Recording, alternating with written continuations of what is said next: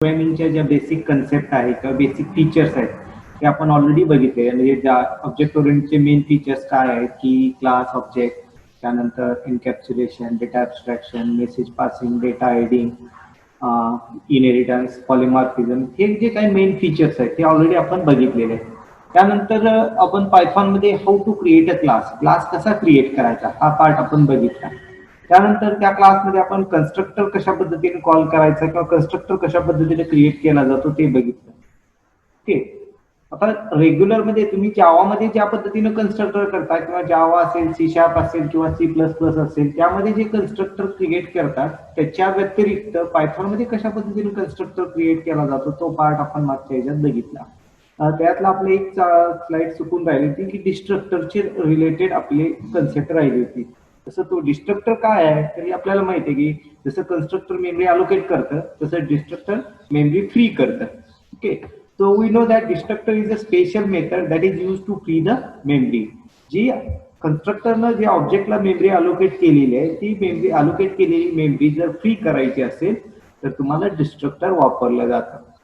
Bye using destructor you can free the memory. C शार्पमध्ये किंवा तुम्ही जावामध्ये तुम्ही डिस्ट्रक्टर कशा पद्धतीने वापरलं जातं तर या पद्धतीने हा सिम्बॉल वापरला जातो आणि त्या पद्धतीने C++ मध्ये आपण ह्या पद्धतीने सिम्बॉल वापरला जातो आणि डिस्ट्रक्टर कॉल केला जातो. So destructor is a special method that is used to free the memory.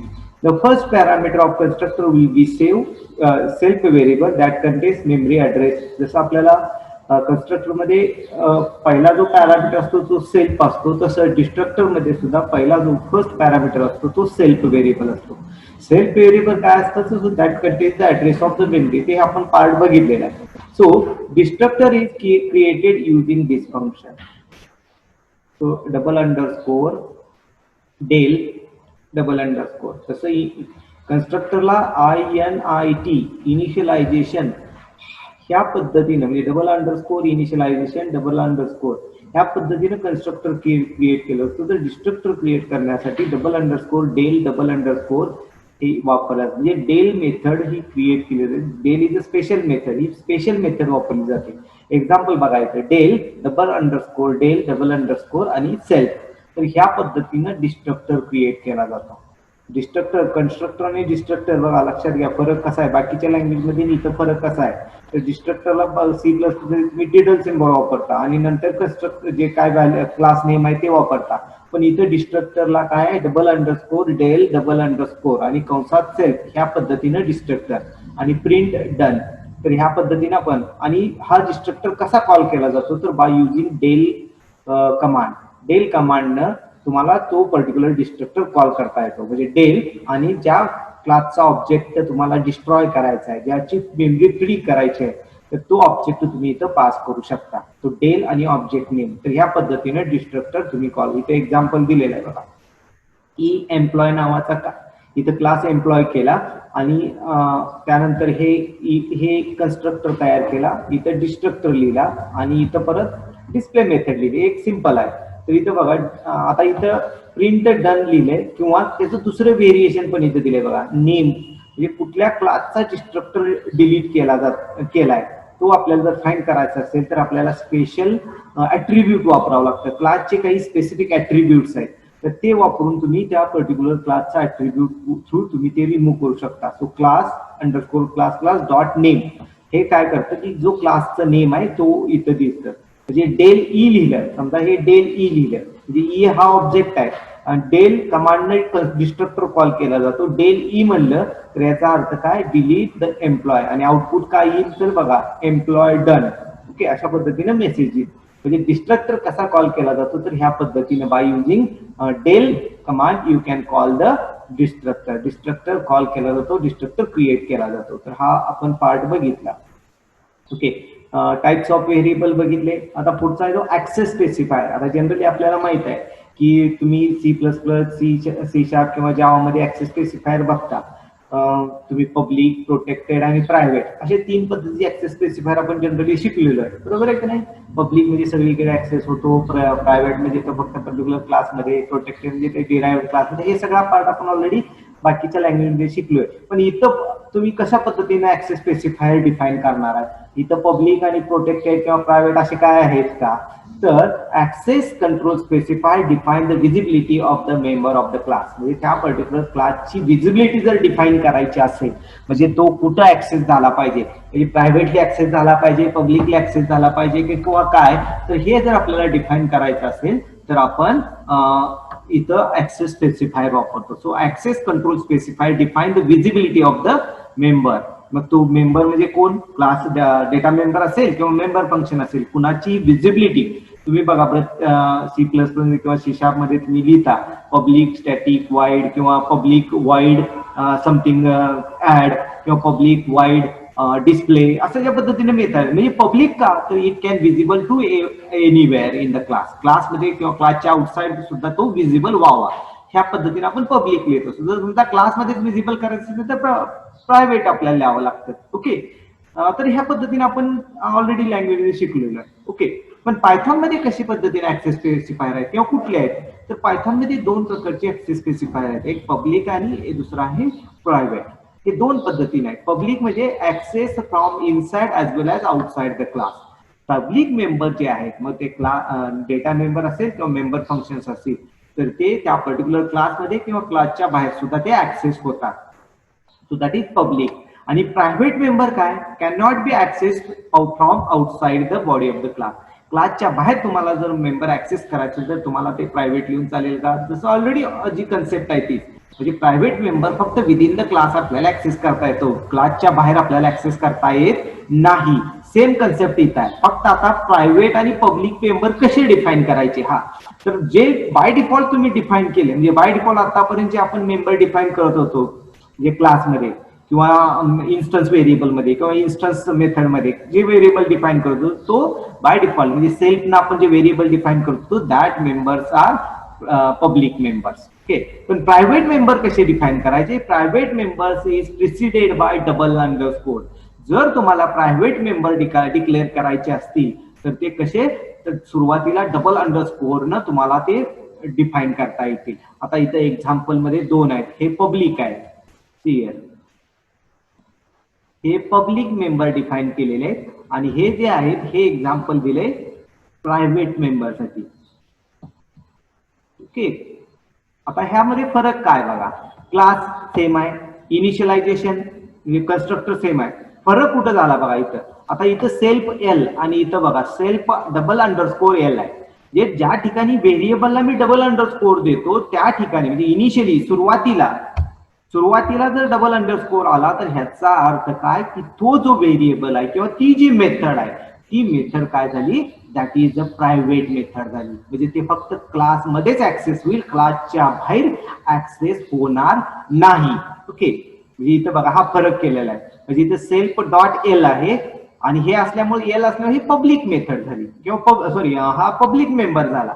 पण जर मी हेच declaration self dot double underscore L अशा पद्धतीने डिफाईन केलं तर ही एल ही जी व्हेरिएबल आहे ही व्हेरिएबल काय झाला, प्रायव्हेट झाला. ओके, मग पुढे बघा डिफाईन रेक्ट एरिया. सो इथं बघा सेल्फ डॉट एल आहे, इथं सेल्फ डबल अंडरस्कोर एल आहे. नंतर मी इथं कॉलिंग, आता हे क्लासच्या बाहेर कसं कॉल केलं बघा, क्लासच्या बाहेर कॉल करताना ह्या ठिकाणी बघा आर डॉट एल केलं म्हणजे ऑब्जेक्ट डॉट व्हेरिएबल नेम आपण घेतलं तर इथं आपल्याला ऍक्सेस करता येतं. पण जर प्रायव्हेट असेल तर आर डॉट हे जे व्हेरिएबल आहे तसं घेतला तर it can show the attribute error. इथं जसं आर डॉट एल आहे हे व्हेरिएबल आपला डबल अंडरस्कोर एल आहे, so R double underscore L हे घेतलं असं घेतलं तर ही काय होईल, ऍट्रिब्यूट एरर म्हणजे हे व्हेरिएबल इथं नाही असं मेसेज देईल. मग हे कसे ऍक्सेस करायचे, तर तुम्हाला इथं आपल्याला काय करावं लागेल, आर डॉट रेक्ट एल म्हणजे जो क्लास आहे तो क्लासचं नाव लिहून पुढे आपल्याला व्हेरिएबल डिफाईन म्हणजे R object dot class name dot variable म्हणजे त्या पर्टिक्युलर व्हेरिएबल घ्या. तर ह्या पद्धतीने आपण प्रायव्हेट व्हेरिएबल म्हणजे तुम्हाला लक्षात घ्या की तुम्हाला ऑब्जेक्टिव्हला विचारलं जाऊ शकतं how to declare the private variable किंवा which of the following is a private variable किंवा प्रायव्हेट मेथड कुठली आहे अशा पद्धतीने विचार. तर लक्षात घ्या की डबल अंडरस्कोरनं जी मेथड सुरू होते किंवा डबल अंडरस्कोरनं जी व्हेरिएबल सुरू होतो that is a private variable. तर ह्या पद्धतीने पब्लिक आणि प्रायव्हेट ऍक्सेस स्पेसिफायर आपण बघितला. Okay, name space already discuss केलेला आहे. Now next is type of methods. मेथडचे टाईप त्यातले आपण बेसिकली 2 टाईप बघितले. So there are basically 3 types of method, instance method, class method and static method. हे 3 पद्धतीच्या मेथड्स इथं पायथॉन मध्ये डिफाईन केलेले आहेत. पहिला आहे इन्स्टन्स मेथड, जे ऑलरेडी आपण आतापर्यंत जे बघितले ते प्रत्येक प्रोग्राम मध्ये किंवा आपण लिहिलेले आहेत त्या मेथड म्हणजेच इन्स्टन्स मेथड आहे. दुसरी आहे क्लास मेथड, हे पण आपण याच्या आधी बघितले की जर तुम्हाला क्लास व्हेरिएबल ऍक्सेस करायचा असेल तर तुम्हाला क्लास मेथड लिहावी लागते, तर क्लास मेथड. आणि तिसरा आहे स्टॅटिक मेथड. तर अशा 3 वेगवेगळ्या मेथड्स आपल्याला वापरता येतात पायथॉन मध्ये. तर आता पहिली जी आहे instance method are the method which acts upon instance variable. जे इन्स्टन्स व्हेरिएबल असतात, जे टाईप ऑफ व्हेरिएबल मध्ये आपण बघितलंय 2 टाईपचे व्हेरिएबल आहे, इन्स्टन्स व्हेरिएबल आणि क्लास व्हेरिएबल. तर जे इन्स्टन्स व्हेरिएबल आहेत म्हणजे जे क्लासमध्ये आपण सेल्फ डॉट ने डिफाईन करतो असे जे व्हेरिएबल आहेत ते सगळे व्हेरिएबल आपण काय करतो, इन्स्टन्स व्हेरिएबल म्हणतो. तर हे जे व्हेरिएबल आहे ते व्हेरिएबल जर ऍक्सेस करायचे असतील, ते व्हेरिएबलला तुम्हाला त्या वापर करायचा असेल, so you can use the instance method. अशा ठिकाणी इन्स्टन्स मेथड वापरली जाते. Instance variable are available in instance, so instance method need to know address of the instance and that's why you can use the self. Instance मेथडला पहिला parameter काय असतो तर self असतो. हे पण ऑलरेडी आपण बघितले.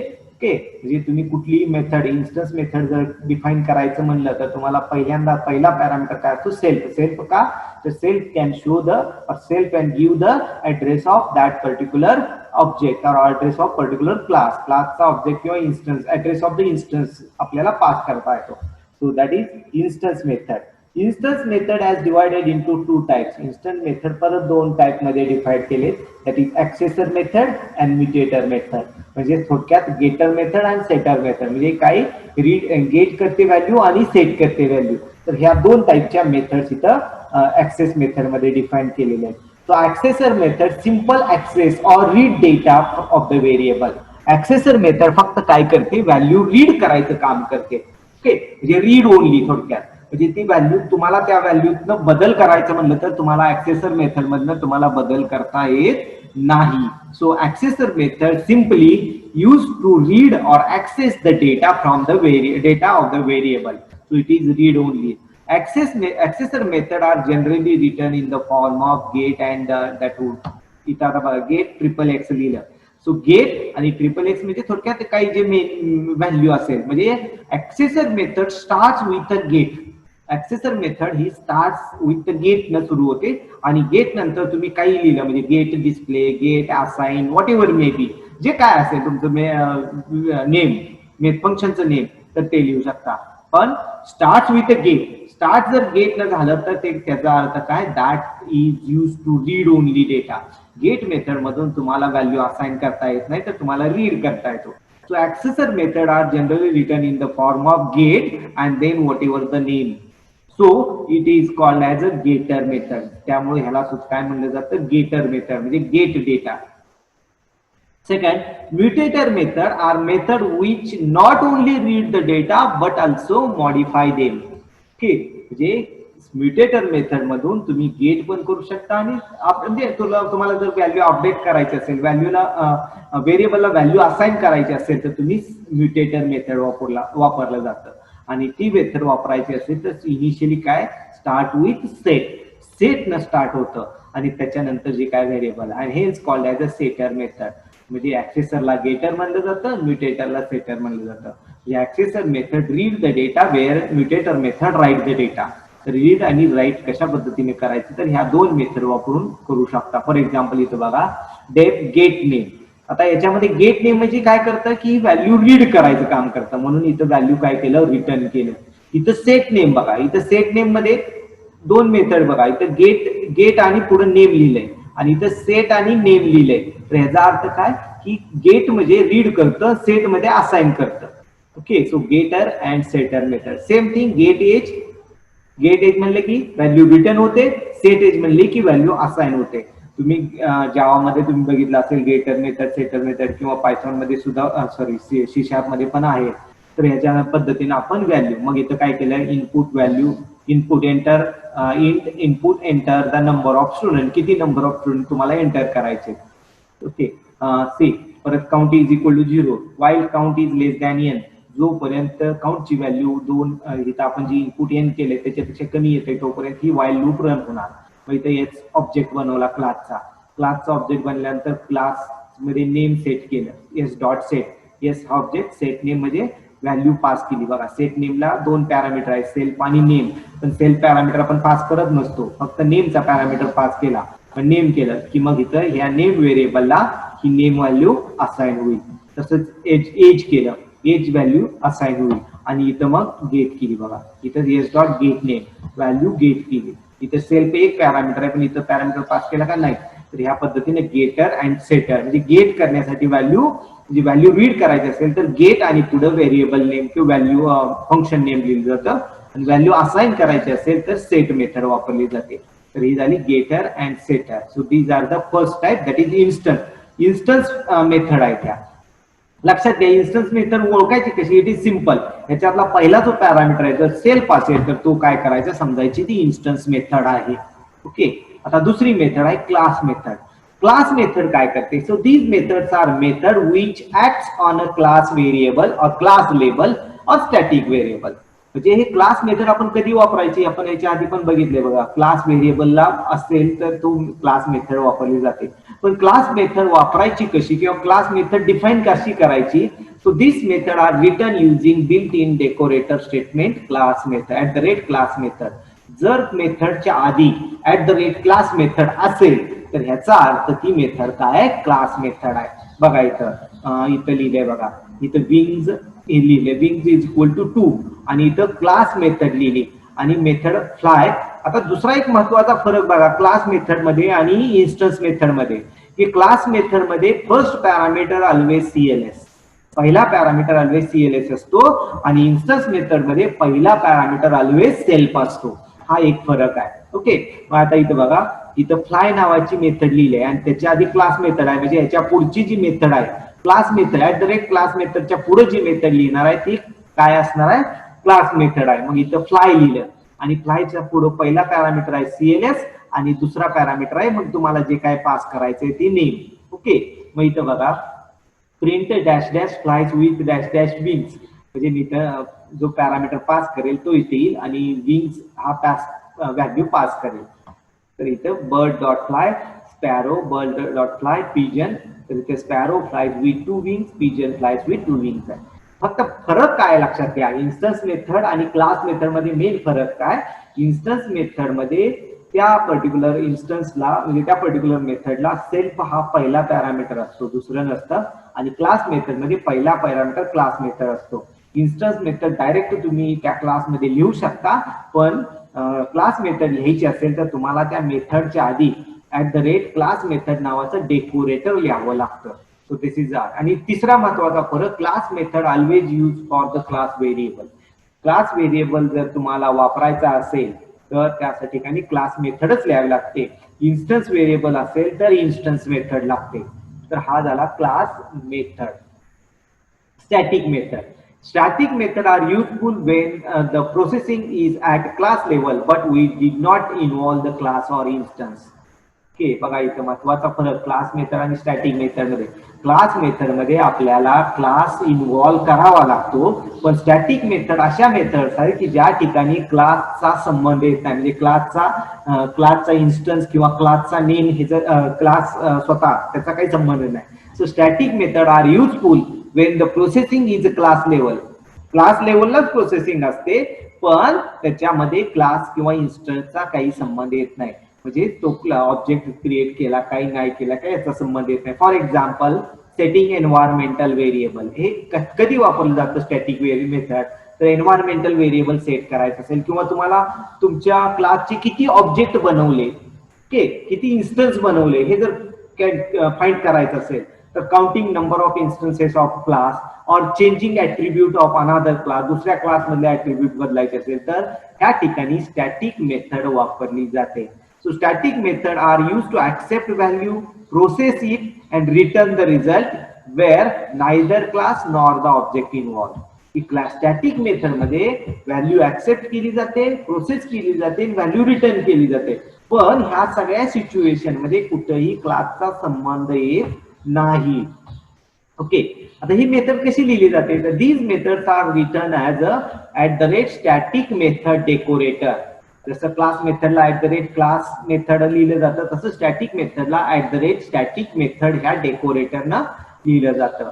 आणि स्टॅटिक मेथड कॉल कशी केली जाते, तर class name dot method name, म्हणजे क्लास इन्स्टन्सचा काही त्याच्याशी संबंध येत नाही, डायरेक्ट क्लास नेम आणि त्याचा ऑब्जेक्ट किंवा मेथड जी लिहिली असेल.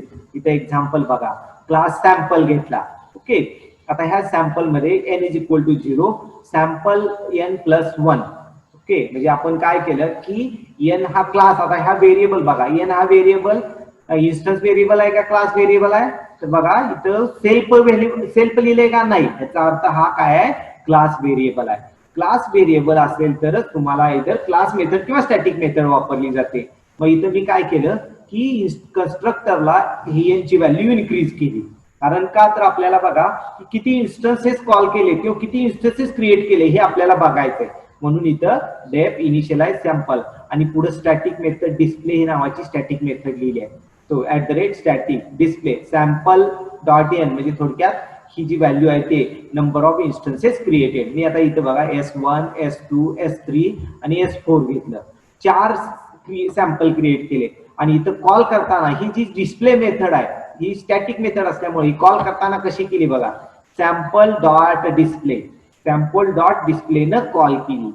सॅम्पल डॉट डिस्प्लेनं कॉल केल्यामुळं इथं आपल्याला आउटपुट काय आलं, इथं बघा ह्या पर्टिक्युलर इन्स्टन्सचा काय संबंध घेतला का, इथं कुठेही संबंध घेतलेला नाही.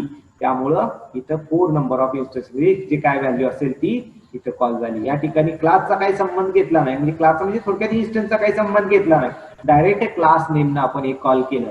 किंवा इथं दुसरं एक दिलंय, अजून एक एक्झाम्पल दिले की स्क्वेअर रूट काढायचा आहे. तर तुम्हाला जर स्क्वेअर रूट काढायचं असेल तर तुम्हाला क्लासचा ऑब्जेक्ट करून ऑब्जेक्ट थ्रू कॉल करता येईल. पण इथे मी डायरेक्ट काय केलं, sample dot display method call केली. सॅम्पल नावाचा क्लास केला आणि डिस्प्ले नावाची स्टॅटिक मेथड आहे, ती स्क्वेअर रूट फाइंड करते, तर ते ऑटोमॅटिक डिस्प्ले होईल. तर ह्या पद्धतीनं 3 टाईपच्या मेथड आहे, म्हणजे तिन्हीतला फरक घ्या लक्षात. 3 मेथड कुठल्या बघितल्या, इन्स्टन्स मेथड, क्लास मेथड आणि स्टॅटिक मेथड. इन्स्टन्स व्हेरिएबल असेल तर तुम्हाला इन्स्टन्स मेथड वापरता येतात. इन्स्टन्स मेथडचे 2 टाईप आहेत, एक गेटर मेथड आणि दुसरी आहे सेटर मेथड. ओके, किंवा ऍक्सेसर आणि म्युटेटर मेथड, हे 2 मेथड्स आहेत. इन्स्टन्स मेथड सेल्फ हा पहिला पॅरामीटर असतो, हे लक्षात घ्यायचं. दुसरी आहे क्लास मेथड. क्लास मेथड मध्ये काय की क्लास लेवलचे व्हेरिएबल असेल तर तुम्ही क्लास मेथड किंवा स्टॅटिक मेथड वापरू शकता. क्लास मेथड कशी लिहिली जाते, तर त्या मेथडच्या आधी तुम्हाला क्लास मेथड हा डेकोरेटर वापरावा लागतो. आणि दुसरं महत्वाचं, क्लास मेथडचा पहिला पॅरामीटर CLS असतो, ही दुसरी पण. आता तिसरा जो स्टॅटिक मेथड आहे, स्टॅटिक मेथड ही जनरली क्लास लेवललाच वापरली जाते आणि ज्या ठिकाणी क्लासचा इन्स्टन्सचा काही संबंध नाही, तुम्ही ती method class name dot static method नेमनं कॉल करू शकता. स्टॅटिक मेथड डिफाईन करायची असेल तर स्टॅटिक मेथड ह्या डेकोरेटरनं कॉल करू शकता. या ठिकाणी तुम्हाला अशी कंडिशन दिली नाही की पहिला पॅरामीटर हे पाहिजे, असा कुठला आहे का नाही. जसं क्लास मेथड मध्ये CLS पहिला पॅरामीटर असतो, इन्स्टन्स मेथड मध्ये सेल्फ हा पहिला पॅरामीटर असतो, तसं स्टॅटिक मेथड मध्ये कुठला आहे का नाहीये. तर हे झाल्या 3 टाईपच्या मेथड्स. ओके, आता नेक्स्ट पार्ट आहे इनर क्लास. इनर क्लासचा अर्थ काय, क्लास विदिन द क्लास. जसं तुम्ही नेस्टेड म्हणतो आपण बरं का, ह्याच्या आधी आपण तुम्ही शिकलाय nested for, nested loop, okay, किंवा नेस्टेड इफ. ही जे एका क्लासमध्ये किंवा एका फॉर लूप मध्ये दुसरं फॉर लूप, त्याला नेस्टेड म्हणलं जातं. किंवा एका क्लासमध्ये जर दुसरा क्लास घ्यायचा असेल तर त्याला नेस्टेड क्लास किंवा इनर क्लास म्हणलं जातं. क्लास विदिन अनादर class is non as a inner class or nested class. एका क्लासमधून दुसरा क्लास घ्यायचा, एका क्लासमध्ये दुसरा क्लास आपल्याला घ्यायचा आहे. For example, this is our 1 class, so this is our A class, and then in this A class we can create another class, for example this B. So that is inner class. B is the inner class of A and A is outer class of B. So for example, class B inside class A, then B is called as the inner class. Okay, inner class are useful when we want to do group of data. आता inner class कधी वापरायचा, एखाद्या situation मध्ये तुम्हाला एखादा अशा पद्धतीनं data घ्यायचा आहे की तो डिस्प्ले होताना ग्रुपमध्ये झाला पाहिजे पण इनपुट होताना वेगवेगळ्या फॉर्म मध्ये झाला पाहिजे. फॉर एक्झाम्पल, समजा डिस्प्ले होताना तुम्हाला स्टुडंटचं नेम डिस्प्ले झालं पाहिजे, पण इनपुट होताना first name, last name, middle name नाही आला पाहिजे. किंवा त्या पर्टिक्युलर स्टुडंटची बर्थ डेट डिस्प्ले होताना पूर्ण एंटायर बर्थ डेट डिस्प्ले झाली पाहिजे, पण इनपुट करताना डे, मंथ आणि इयरने इनपुट झालं पाहिजे. तर अशा सिच्युएशनला तुम्हाला काय वापरता येतं की इनर क्लास वापरता येतो. So inner class are useful when you want to group the data of the class. For example, suppose we want to add birth date. Okay, so that date field in a class is, but it is a single value. जर मी birth date घेतली तर एकच value येईल, but you want to birth date by the day, month and year. तीन field न तुम्हाला input करायचंय. In this case, you can use the inner class. So generally, inner class object is created in outer class. Inner class केल्यानंतर हा inner class ह्या outer class मध्ये कशा पद्धतीने वापरला जातो, तर त्या ठिकाणी इनर क्लासचा ऑब्जेक्ट आउटर क्लास मध्ये घेतला जातो. तर हे एक्झाम्पल मध्ये तुम्हाला क्लिअर होईल. आता बघा इथे एक्झाम्पल घेतलंय. इथे बघा क्लास पर्सन घेतला. पर्सन मध्ये मी इथं काय घेतलं की self name, class self DOB. आता डीओबी मध्ये बघा, डीओबी मध्ये इथं पास करताना नेम पास केले, पण इथं डीओबी मध्ये काय पास केलंय, डेट ऑफ बर्थ. हा क्लासचा ऑब्जेक्ट पास केला, म्हणजे क्लासचा व्हेरिएबल तयार केला मी इथं. आणि इथं दुसरा क्लास लिहिला बघा, क्लास डीओबी. ओके, मग डीओबी घेताना मी इथं काय घेतलं, डे, मंथ, इयर मी डायरेक्ट व्हॅल्यू असाइन केली आणि डिस्प्ले मेथड आपण लिहिली इथं. ओके, आता ज्यावेळेस मी डीओबी कॉल करेल त्यावेळेस ऑटोमॅटिकली ह्या डीओबीला इनिशियली हा कन्स्ट्रक्टर कॉल होईल, कारण हा ऑब्जेक्ट बनवला की कन्स्ट्रक्टर कॉल होईल. कन्स्ट्रक्टर कॉल झाला की डेट ऑफ बर्थ काय होईल, 10/8/2000 ही व्हॅल्यू इथं डीओबी ला असाइन होईल. आणि ही व्हॅल्यू आपण घेताना कशी घेतली आहे बघा, डे, मंथ, इयर सेपरेट घेतली आहे. आणि मग इथं मी प्रिंट केलं display, birth date is dash काय जे असेल फॉर्मॅटर वापरून मी डिस्प्ले केला. सो आता पहिल्या क्लासचा ऑब्जेक्ट क्रिएट केला. ऑब्जेक्ट क्रिएट करताना इथे किती पॅरामीटर आहे, एकच पॅरामीटर आहे, तेवढा पास केला, ती डिस्प्ले केला. आणि नंतर मी दुसरा जो क्लास आहे त्या दुसऱ्या क्लासचा ऑब्जेक्ट क्रिएट केला आणि त्याला B is equal to P dot DOB, person dot DOB assign केला आणि डिस्प्ले केली. तर ह्या पद्धतीने म्हणजे इनर क्लास, आउटर क्लास. इथे किती क्लास आहेत, हा एक क्लास आहे आणि हा दुसरा क्लास आहे, पण ह्या क्लासचा ऑब्जेक्ट इथं वापरलाय म्हणजे हा क्लास झाला ह्याचा inner class. So that is one part. तर ह्या पद्धतीने आपण इनर क्लास क्रिएट करू शकतो. आणि ह्या मग क्लासची मेथड आपण कॉल कशी केली, तर इथं आपण इथं B is equal to P dot DOB. P हा पॅरेंट क्लास आहे, त्याच्यात डीओबी हा त्याचा चाइल्ड क्लास डिफाईन केला आणि पी मग डिस्प्ले मेथड इथं कॉल केली. तर ह्या पद्धतीने इनर क्लास क्रिएट केला जातो. तो इनर क्लास म्हणजे class within the class. Okay, so this is must, हा सगळा बेसिकली क्लासचा रिलेटेड पार्ट होता. आता नेक्स्ट जो पार्ट आहे, नेक्स्ट जी कन्सेप्ट आहे ते इनहेरिटन्स. म्हणजे ऑब्जेक्ट ओरिएंटेड प्रोग्रामिंग मध्ये सगळ्यात महत्वाची जी कन्सेप्ट आहे ती इनहेरिटन्स आहे. तुम्ही कुठलंही ऑब्जेक्ट ओरिएंटेड प्रोग्रामिंग शिका, तुम्ही हा पार्ट शिकलेला आहे, त्यामुळे जास्त डिटेल ह्याच्यात जायची गरज नाहीये. काय की इनहेरिटन्स काय असतं, कशासाठी वापरलं जातं, किंवा त्याचे ऍडव्हान्टेजेस काय, कशा पद्धतीने, फक्त बदल काय. आता बेसिक कन्सेप्ट काय इनहेरिटन्सची सगळी सेम आहे. तुम्ही C++ मध्ये शिकला, जावा मध्ये शिकलाय, C# मध्ये शिकलाय. काय शिकला की inheritance is nothing but creating a new class from the old class. Old class पासून नवीन क्लास क्रिएट करणं ह्याला आपण काय म्हणतो, इनहेरिटन्स म्हणतो.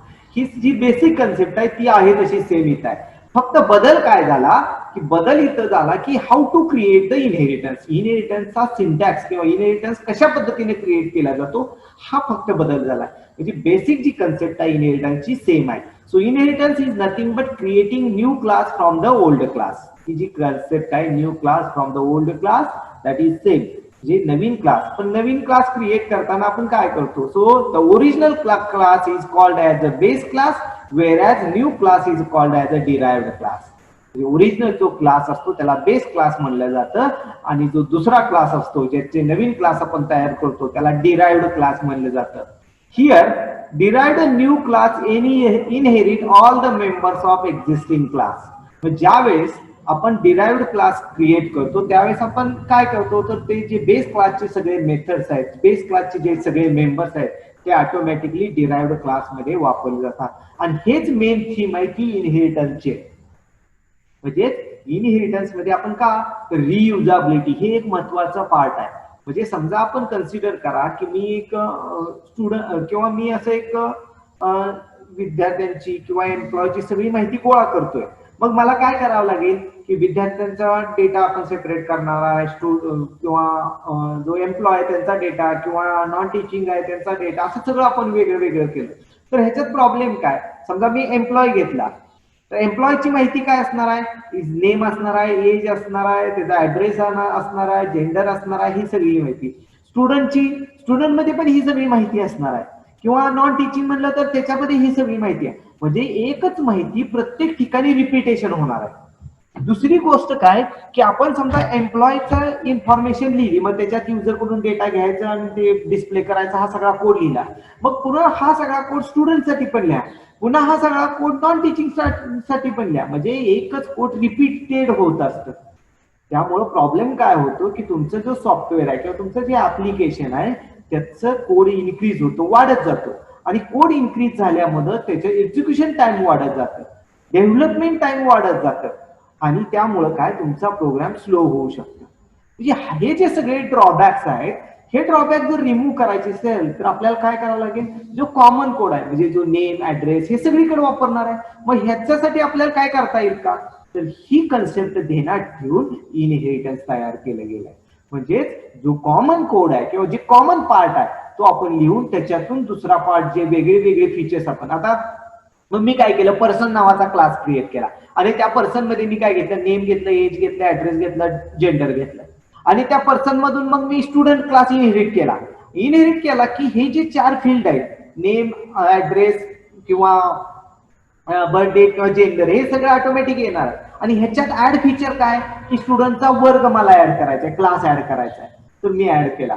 समजा एम्प्लॉय घेतला तर मी समजा हे 4 फील्ड ऑलरेडी आहेत, मी त्यात फक्त एक फीचर ऍड करणार की डिपार्टमेंट ऍड करणार.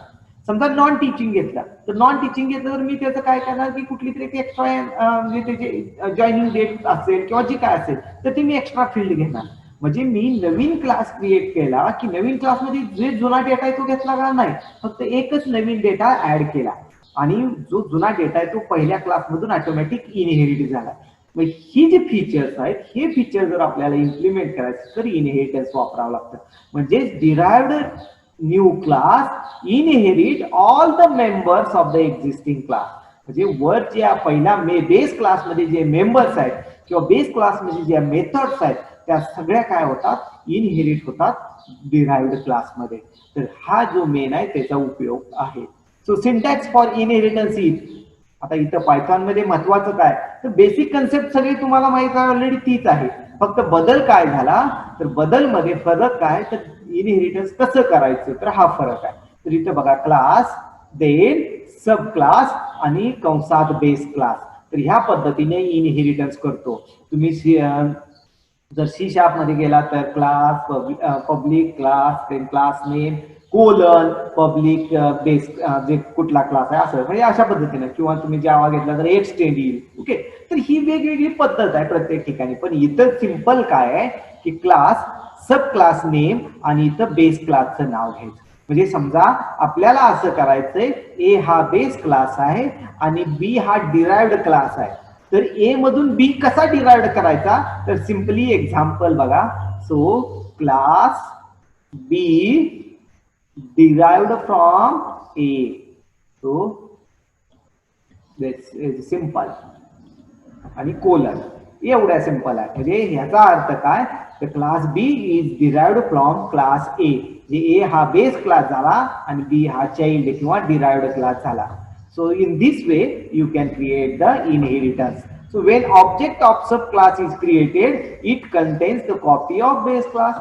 मग ह्या ठिकाणी मला क्लास ए रन करायचा असेल किंवा बी चा क्लास मेथड रन करायची असेल तर ऑब्वियस आपण कुठला क्लासचा ऑब्जेक्ट बनवतो, जनरली जो डिराइव्ड क्लास आहे त्या क्लासचा ऑब्जेक्ट बनवला जातो आणि ऑटोमॅटिक त्या क्लासचा ऑब्जेक्ट बनवला की जो बेस क्लास आहे त्या बेस क्लासचा पण ऑब्जेक्ट ऍक्सेस किंवा जे बेस क्लासच्या मेथड्स असतील, बेस क्लासचे मेंबर्स असतील ते सगळे डिराइव्ड क्लास मधून ऍक्सेस करता येतात. So it set the relationship between sub class and base class. हे काय तर रिलेशनशिप सेट झालं, ए बी चं रिलेशन झालं. ओके, म्हणजे ऑब्जेक्ट ओरिएंटेड प्रोग्रामिंग मध्ये आपण रिलेशनशिप कसं, म्हणजे तुम्ही ओरॅकल शिकलाय, ओरॅकल मध्ये तुम्ही फॉरेन कीने रिलेशनशिप सेट करता, बरोबर आहे की नाही? म्हणजे पॅरेंट टेबल आणि चाइल्ड टेबल, म्हणजे एम्प्लॉय टेबल आणि डिपार्टमेंट टेबल, हे दोन्ही जर रिलेशनशिप सेट करायचं असेल तर फॉरेन की वापरता. तसं ऑब्जेक्ट ओरिएंटेड प्रोग्रामिंग मध्ये जर तुम्हाला दोन क्लास मधलं रिलेशनशिप सेट करायचं असेल तर आपल्याला काय वापरावं लागतं? So we have to use the inheritance. इनहेरिटन्सचा यूज करून रिलेशनशिप सेट केलं जातं.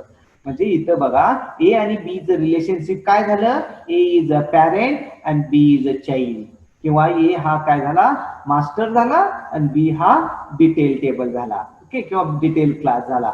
Base class, derived class. So त्याला अनेक नावं आहेत, पण आपण इथं पॅरेंट चाइल्ड रिलेशनशिप सेट झालाय. So by using inheritance, programmers increase the productivity. Productivity त्या क्लासची प्रोडक्टिव्हिटी इन्क्रीज होते. प्रोडक्टिव्हिटी म्हणजेच काय, की त्याच्यापासून आपल्याला जो इम्पॉर्टन्स किंवा फायदे मिळणार आहे ते भरपूर मिळणार आहे. म्हणजे आता जसं सांगितलं की फायदे कुठले, की जर तुम्ही इनहेरिटन्स वापरला तर तुमचा कोड रिड्यूस होईल, कमी होईल. कोड रिड्यूस झाल्यामुळं डेव्हलपमेंट टाइम कमी होईल. डेव्हलपमेंट टाइम कमी झाल्यामुळं एक्झिक्युशन टाइम कमी होईल आणि तुमचा प्रोग्राम फास्ट एक्झिक्यूट होईल. म्हणजे हे सगळे जे ऍडव्हान्टेजेस, हे ऍडव्हान्टेज तुम्हाला प्रोडक्टिव्हिटी म्हणजे तुमच्या इनहेरिटन्स मुळे मिळतात. We cannot create the base class object. मग इथं ज्यावेळेस तुम्ही ह्या पद्धतीनं रिलेशनशिप सेट केला असेल त्या ठिकाणी आपण ऑलवेज कुणाचा ऑब्जेक्ट करतो? तर बेस डिराइव्ड क्लासचा ऑब्जेक्ट क्रिएट करतो, बेस क्लासचा ऑब्जेक्ट क्रिएट करत नाही. जर का करत नाही लक्षात घ्या, जर मी बेस क्लासचा ऑब्जेक्ट क्रिएट केला तर डिराइव्ड क्लासचे व्हेरिएबल आपल्याला ऍक्सेस करता येणार नाही. पण आपल्याला जर डिराइव्ड क्लासचा ऑब्जेक्ट क्रिएट केला तर आपल्याला derived class plus base class दोन्हीचेही मेंबर्स आपल्याला ऍक्सेस करता येतात. त्यामुळे जनरली ज्या ठिकाणी इनहेरिट केलेले आहे त्या ठिकाणी डिराइव्ड क्लासचा जो क्लास आहे त्याचाच ऑब्जेक्ट क्रिएट केला जातो. तर ही माहिती झाली इनहेरिटन्सच्या बेसिक.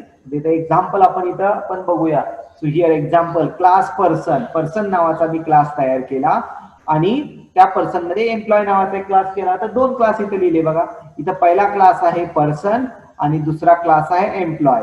एम्प्लॉय क्लास मध्ये बघा पर्सनच्या रिलेटेड इन्फॉर्मेशन मी ऍक्सेस केलेली आहे. ओके, आता इथं पर्सन मध्ये कन्स्ट्रक्टर वापरला. कन्स्ट्रक्टर मध्ये नेम, एज, जेंडर ही व्हॅल्यू असाइन केले. नेम, एज आणि जेंडर हे व्हॅल्यू आपण देऊ आणि डिस्प्ले मध्ये नेम, एज आणि जेंडर डिस्प्ले केलं. हे सिंपल प्रोग्राम आहे. म्हणजे युजर कडून नेम, एज घेतलं आणि जेंडर घेतलं आणि तेच डिस्प्ले केलं.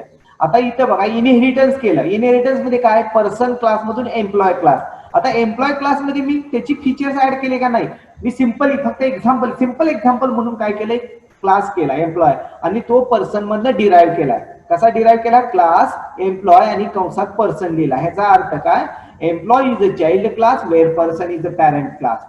आणि ह्याच्यात मी कुठली फीचर्स ऍड केले नाहीत, काहीच नाही. फक्त मी एम्प्टी क्लास लिहिला, पास लिहिलं. ह्याचा अर्थ तो एम्प्टी क्लास झाला. ह्याच्यात कुठलीही फीचर्स ऍड केले नाहीत. आपण ऍड करायचं असेल तर मी इथं समजा हे लिहू शकतो की समजा मला एम्प्लॉय म्हणजे त्याचा जॉईनिंग डेट घ्यायची आहे किंवा डिपार्टमेंट घ्यायचंय, तर मी इथं डिपार्टमेंट किंवा जॉईनिंग डेट घेऊ शकतो आणि ते मग ते दोन्ही व्हॅल्यू म्हणजे याचा जो नेम, एज, जेंडर आणि प्लस ह्या एम्प्लॉयची इन्फॉर्मेशन हे ऍक्सेस करता येईल. नंतर आता हा प्रोग्राम झाला. आता मी एक्झिक्युशन करताना कुठल्या ह्याचा इन्स्टन्स बनवला? तर बघा, पर्सनचा इन्स्टन्स न बनवता मी काय केला, एम्प्लॉयचा इन्स्टन्स बनवला. तो E1 is equal to employ आणि एम्प्लॉय मध्ये मी पास केला अजित, 30 आणि मेल, म्हणजे थोडक्यात नेम, एज आणि जेंडर पास केलं.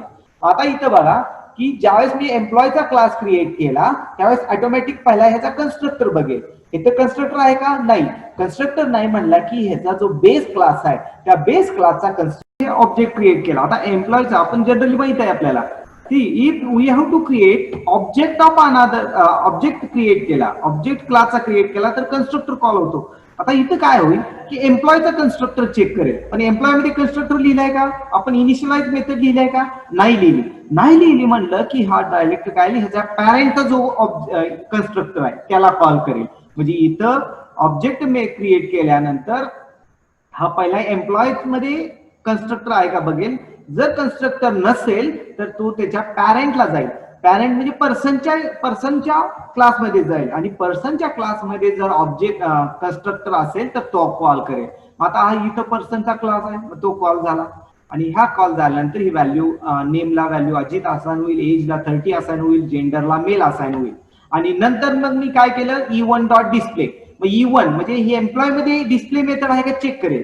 जर नसेल तर त्याची पॅरेंटला मेथड आहे का चेक करेल आणि पॅरेंटला मेथड असेल तर ती कॉल करेल. म्हणजे इथं आता एम्प्लॉय मध्ये डिस्प्ले मेथड नाही, मग तो कुठे जाईल, त्याच्या पॅरेंटला जाईल आणि पॅरेंट मधली डिस्प्ले मेथड कॉल करेल आणि ती मेथड जे काय आहे तर त्या पद्धतीने आउटपुट डिस्प्ले होईल. तर हे झालं त्याचं आउटपुट. म्हणजे इनहेरिटन्स म्हणजे अशा पद्धतीने वर्क होतं.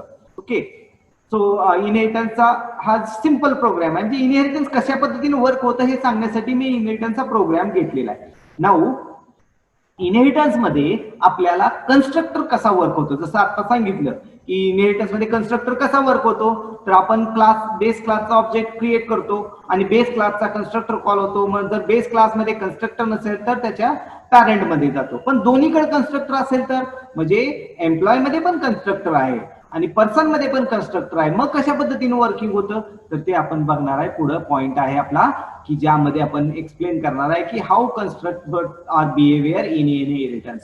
So constructor in inheritance, the constructor in the super class are available to sub class.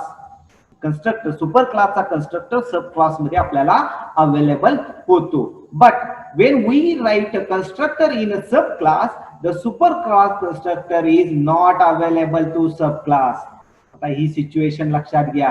ह्या सिच्युएशन मध्ये काय सांगितलंय बघा की जर तुमच्या बेस क्लास मध्ये पण कन्स्ट्रक्टर आहे आणि डिराइव्ड क्लास मध्ये पण कन्स्ट्रक्टर आहे, मग ह्या सिच्युएशनला कुठला कन्स्ट्रक्टर कॉल होणार, तर ह्या सिच्युएशनला जो सब क्लास आहे किंवा डिराइव्ड क्लास आहे तो कन्स्ट्रक्टर कॉल होतो, बेस क्लासचा कन्स्ट्रक्टर कॉल होत नाही. म्हणजेच when we write the constructor in subclass as well as a base class, the superclass constructor is not available in a subclass. मग ज्यावेळेस ह्याची सिच्युएशन असते त्यावेळेस सब क्लासचा कन्स्ट्रक्टर बेस क्लासच्या कन्स्ट्रक्टरला ओव्हरराईड करतो. ओके, म्हणजे हा रिमूव्ह करून टाकतो आणि बेस क्लासचाच कन्स्ट्रक्टर राहतो, सॉरी डिराइव्ड क्लासचाच कन्स्ट्रक्टर राहतो. Okay, in this case only sub class constructor is accessible using sub class object. ह्या सिच्युएशनला जर आपण सन, ह्या आता इथं एक्झाम्पल दिलंय, क्लास फादर आणि क्लास सन ह्या दोन्ही ठिकाणी बघा इनिशियलाइज मेथड आहे, म्हणजे थोडक्यात कन्स्ट्रक्टर आहे आणि इथं सुद्धा कन्स्ट्रक्टर आहे. मग मी सनचा ऑब्जेक्ट बनवला तर सनचा ऑब्जेक्ट बनवल्यानंतर पहिल्यांदा तो चेक काय करेल, सन ह्या क्लासमध्ये कन्स्ट्रक्टर आहे का, जर असेल तर तो कॉल करेल. त्यामुळं फादरच्या क्लासचा कन्स्ट्रक्टर संबंध येणार नाही, फादरच्या क्लासचा कन्स्ट्रक्टरचा संबंध येणार नाही. ओके, त्यामुळं इथं फक्त हाच कन्स्ट्रक्टर कॉल होईल. So in this case only subclass constructor is accessible using subclass object. Subclass object मधून हे एवढं होईल. So here subclass constructor is override. This concept is known as overriding. So this class constructor is subclass constructor is override base class constructor and this is known as constructor overriding. याला काय म्हणलं जातं, constructor overriding. म्हणजे हा constructor base class सब क्लासचा constructor base क्लासच्या कन्स्ट्रक्टरला override करतो, म्हणजे तो डिस्प्ले करत नाही, वर्क करत नाही. सो सिमिलरली तसंच जर बेस क्लासमध्ये एक मेथड आहे आणि डिराइव्ड क्लासमध्ये पण त्याच नावाची मेथड आहे, म्हणजे जसं इथं डिस्प्ले मेथड घेतलेली आहे, दोन्हीकडे सेम नाव आहे, मग ह्या ठिकाणी कुठली मेथड कॉल होईल. So in this situation also method will be override. Okay, display म्हणजे संचित मेथड डिस्प्ले कॉल होईल, बेसची होणार नाही. So similarly if we write a method in a subclass having the same name as that of the base class, म्हणजे child class मध्ये एखादी method लिहिली आहे आणि त्या मेथडचं नाव आणि बेस क्लासच्या मेथडचं नाव जर सेम असेल तर काय होईल, तर ह्या सिच्युएशन मध्ये दोन्ही पैकी जी चाइल्ड क्लासचा जी मेथड आहे ती बेस क्लासच्या मेथडला ओव्हरराईड करते, म्हणजे ती हाईड करते आणि चाइल्ड क्लासच जो मेथड आहे ती ऍक्टिव्ह राहते. Okay, so here this method, subclass method, override the base class method, and this concept is known as a method overriding. ह्या कन्सेप्टला ह्या मेथडची ओव्हररायडिंग म्हणलं जातं. जे इथे एक्झाम्पल दिलंय बघा, डेफ इनिशियलायझेशन. मग फादरची प्रॉपर्टी किती आहे, समजा 50,000 रुपये आहे आणि ती डिस्प्ले केली. मग सनची प्रॉपर्टी, आता सन फादर पासून इनहेरिट झालाय, त्याची प्रॉपर्टी 20,000 आहे. मग टोटल सनची प्रॉपर्टी किती, तर 70,000 यायला पाहिजे. पण तशी नाहीये, तर मी इथे डिस्प्ले कॉल केलं, तर डिस्प्ले कॉल झालं तर सनचीच प्रॉपर्टी डिस्प्ले होते बघा, S1 सन. S1 सन झाला, तर ह्या वेळेस ऑब्जेक्ट क्रिएट केला. ऑब्जेक्ट क्रिएट केलं की डायरेक्ट इथं कुठं जाणार, कन्स्ट्रक्टरला जातं. हा कन्स्ट्रक्टर कॉल होतो. आता इथून बेस क्लासला जात नाही, कारण का, तर डिराइव्ड क्लासमध्ये जर कन्स्ट्रक्टर असेल तर तो बेस क्लासला हाईड करून टाकतो आणि स्वतः तिथं ऍक्टिव्ह होतो. म्हणून इथं सनचा कन्स्ट्रक्टर कॉल होईल आणि प्रॉपर्टीला काय व्हॅल्यू असाइन होईल, 20,000, 20,000 ही व्हॅल्यू प्रॉपर्टीला असाइन होईल. आणि नंतर मी S1 डॉट डिस्प्ले घेतलं, तर S1 डॉट डिस्प्ले घेतल्यानंतर कुठलं कॉल होईल, तर ही मेथड डिस्प्ले कॉल होईल. ही परत ह्याला कॉल करेल का, नाही करणार, कारण ही दोन्हीची मेथड सेम आहे. आणि मग हा दोन्हीची मेथड सेम असेल तर सब क्लास काय करतो, ह्याला हाईड करून टाकतो आणि स्वतः ऍक्टिव्ह राहतो. त्यामुळे ही डिस्प्ले मेथड कॉल होईल. आणि मग म्हणून आपल्याला इथं प्रॉपर्टी दिसताना सन्स प्रॉपर्टी एवढं दिसेल.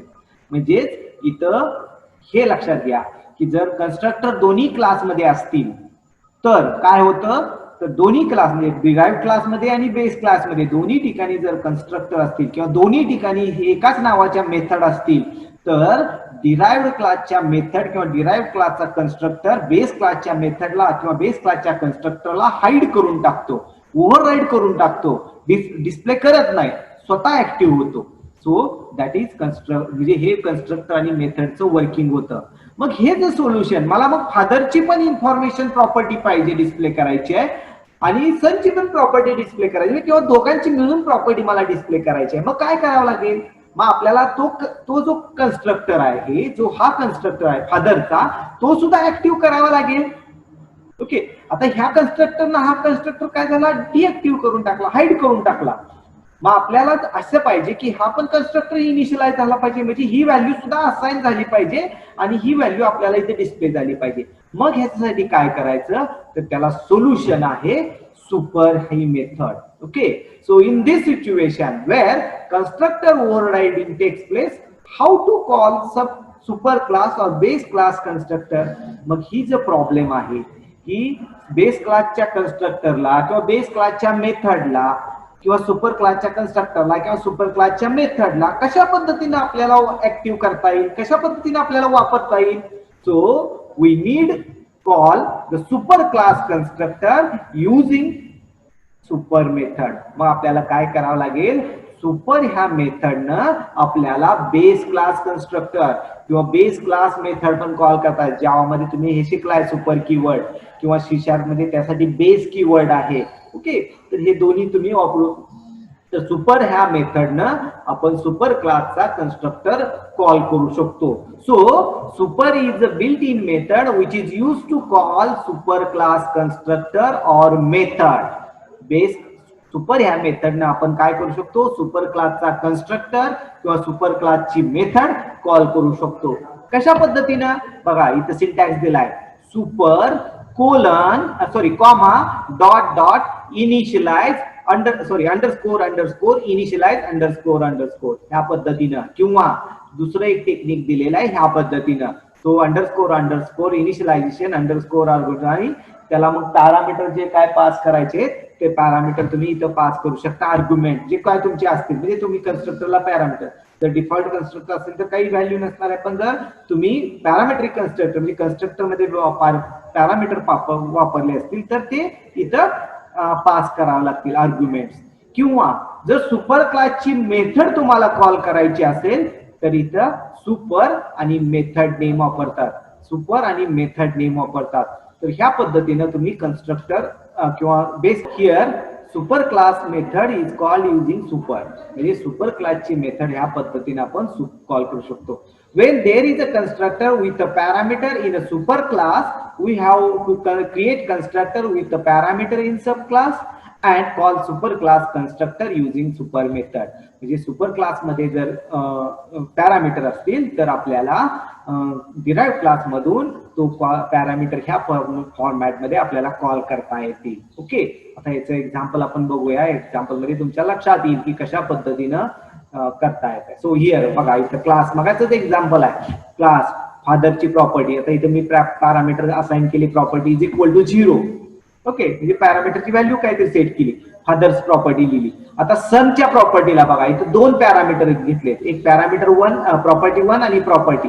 एक प्रॉपर्टी ही फादरची असेल आणि दुसरी प्रॉपर्टी ही सनची प्रॉपर्टी आहे.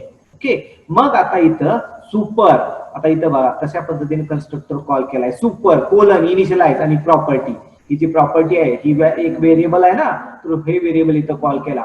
मग या ज्यावेळेस आपण सनचा ऑब्जेक्ट क्रिएट करेल त्यावेळेस इथं दोन पॅरामीटर पास करावं लागतील, एक हे आणि एक हे. मग ह्याची व्हॅल्यू ऑटोमॅटिकली इथं येईल. इथं आल्यानंतर हा इथं कॉल करेल. ओके, आणि मग स्वतःचा कन्स्ट्रक्टरची value self dot property 1 is equal to property 1. आणि मग इथं काय केलं, सनची total property self dot property 1 dot self dot property, म्हणजे प्रॉपर्टी 1 म्हणजे सनची प्रॉपर्टी आणि सिंपल प्रॉपर्टी म्हणजे फादरची प्रॉपर्टी, ह्या दोन्हीची बेरीज करून टोटल प्रॉपर्टी घेतली. आता मग इथं ऑब्जेक्ट बनवताना कसा बनवला बघा, S1 इज इक्वल टू सन. आणि इथं बघा, इथं दोन व्हॅल्यू आहेत. ह्या कन्स्ट्रक्टरला किती व्हॅल्यू दिली आहेत, दोन. दोन कुणाच्या बघा, एक पॅरामीटर म्हणजे जो बेस आहे म्हणजे फादरच्या कन्स्ट्रक्टरला किती प्रॉपर्टी आहे, किती पॅरामीटर आहे. फादरच्या कन्स्ट्रक्टर मध्ये एक प्रॉपर्टी आहे आणि चाइल्डच्या कन्स्ट्रक्टर मध्ये एक प्रॉपर्टी आहे. असे मिळून दोन प्रॉपर्टी इथं आपल्याला घ्याव्या लागतील, म्हणजे दोन व्हेरिएबल घ्यावे लागतील. समजा फादर मध्ये तीन व्हेरिएबल असतील तर इथं सुद्धा तुम्हाला तीन व्हेरिएबल पास करावे लागतील. म्हणजे फादरची प्लस फादरच्या प्रॉपर्टीमध्ये किंवा पॅरेंटच्या प्रॉपर्टीमध्ये किंवा पॅरेंटच्या क्लासमध्ये जेवढे इनी कन्स्ट्रक्टर मध्ये पॅरामीटर आहेत ते इथं तुम्हाला घ्यावे लागतात. ओके, म्हणजे इथं आता एकच पॅरामीटर आहे म्हणून इथे एक पॅरामीटर घेतला आणि प्लस सनच्या प्रॉपर्टीचे काय म्हणजे सनचे पॅरामीटर जे काय असतील ते, म्हणजे हे दोन्ही पॅरामीटर आणि तेवढे पॅरामीटर तुम्हाला इथं पास करावं लागेल. आता इथं बघा, सन 50,000 आणि 20,000. आता इथं काय होईल की सन 50,000 म्हणलं की ही जी 50,000 प्रॉपर्टी ह्याला सनच्या ह्याला असाइन होईल इथं, आणि 20,000 ही ह्या प्रॉपर्टीला असाइन होईल. म्हणजे 50,000 ही प्रॉपर्टी 1 होईल आणि प्रॉपर्टीला इथे येईल. मग ज्यावेळेस हे ऑब्जेक्ट क्रिएट केला त्यावेळेस इथं कॉल जाईल. ओके, आता मी क्लिअर करतो आणि बघा की ज्यावेळेस हा ऑब्जेक्ट क्रिएट केला S1 तर इथून कॉल कुठं जाईल, तर या ठिकाणी जाईल. ह्या ठिकाणी कॉल गेला की इथं प्रॉपर्टी 1 ला 50,000 असाइन होईल, प्रॉपर्टीला 20,000 असाइन होईल. आणि मग इथं आल्यानंतर पुढचं स्टेटमेंट येईल, सुपर इनिशियलाइज. मग सुपरचा इनिशियलाइज कॉल होईल. मग इथं ह्या स्टेटमेंटला आलं की इथून कन्स्ट्रक्टर डायरेक्ट इथं कॉल होईल. आणि इथं कॉल झाल्यानंतर इथली जी प्रॉपर्टी व्हॅल्यू आहे ही जी आहे, म्हणजे इथे 20,000 आपण प्रॉपर्टी, ही प्रॉपर्टी व्हॅल्यू इथं असाइन होईल ह्या फादरच्या ह्याला, तर ह्या पद्धतीने. आणि मग इथं 50,000 असाइन होईल. मग पुढे S1 डॉट डिस्प्ले घेतलं, म्हणजे S1 डॉट डिस्प्ले घेतलं तर इथं सेल्फ डॉट प्रॉपर्टी 1 आणि सेल्फ डॉट प्रॉपर्टी, ही जी प्रॉपर्टी 1 ची व्हॅल्यू प्रॉपर्टीची व्हॅल्यू ही टोटल मिळून 50,000 अधिक 20,000 70,000 अशा पद्धतीने डिस्प्ले होईल. तर ह्या पद्धतीनं आपण कन्स्ट्रक्टर ऑफ, हे दुसरं एक्झाम्पल तसंच दिलेलं आहे. रेक्टँगल आणि स्क्वेअर ह्याचं एक्झाम्पल, स्क्वेअर असेल तर एकच व्हॅल्यू पास केले आणि रेक्टँगल असेल तर दोन व्हॅल्यू. म्हणजे स्क्वेअर असेल तर सगळ्या बाजू सेम असतात त्यामुळं त्याचा एरिया काढायचा असेल तर x इंटू एक्स होतं किंवा एक्स स्क्वेअर होतं, आणि रेक्टँगल असेल तर x इंटू वाय होतं. तर हेच एक्झाम्पल इथं घेतले, सेम एक्झाम्पल आहे, फक्त इथं काय केलं बघा, इथं सेम आहे, सुपर इनिशियलाइज आणि इथला पॅरामीटर इथं एक्स पॅरामीटर आहे, तो एक्स पॅरामीटर म्हणजे इथं पास केला आणि तो कॉल केला. आता इथं मेथड पण कॉल केली आहे बघा, इथं मेथड कॉल केली नाही. इथं बघा सुपर क्लासची मेथड कशी कॉल केली, सुपर डॉट एरिया. सुपर म्हणजे हे सुपर म्हणजे बेस क्लास झाला आणि डॉट एरिया, इथं एरिया नावाची मेथड सुद्धा ओव्हरराईड केली आहे. इथं कन्स्ट्रक्टर पण ओव्हरराईड केलाय आणि मेथड पण ओव्हरराईड केली आहे. तर इथं बघा कन्स्ट्रक्टर ओव्हरराईड केला तर सुपरनं कॉल केला आणि मेथड ओव्हरराईड केली आहे ती कशी कॉल केली, तर इथं सुपर एरिया. तर ह्या पद्धतीनं मी बेस क्लासचा जो मेथड आहे एरिया ही इथं ओव्हरराईड केली आणि इथं कॉल केली. तर इथं बघा एरिया ऑफ स्क्वेअर म्हणजे पहिल्यांदा एरिया ऑफ स्क्वेअर इथं येईल, कारण सुपर एरिया म्हणजे इथून डायरेक्ट इथं येईल इथं आल्यानंतर हा मेथड सुपर डिस्प्ले करेल आणि त्याच्यानंतर पुन्हा इथलं स्टेटमेंट रन होईल. तर ह्या पद्धतीने म्हणजे सुपरचा यूज करून हे पण ऑब्जेक्टिव्हला विचारलं जाऊ शकतं. So dash dash method or dash dash method is used to call the base class constructor or base class method. तर तुम्हाला खाली दिलं असेल बेस, सुपर किंवा काय जे पॅरेंट काय जे ऑप्शन असतील त्या पण लक्षात घ्या काय उत्तर आहे super. So super method is use to call base class constructor or it is use to call base class method. Base class method असेल किंवा बेस क्लास कन्स्ट्रक्टर असेल तर ते कॉल करायचं असेल तर आपण सुपर न कॉल करू शकतो.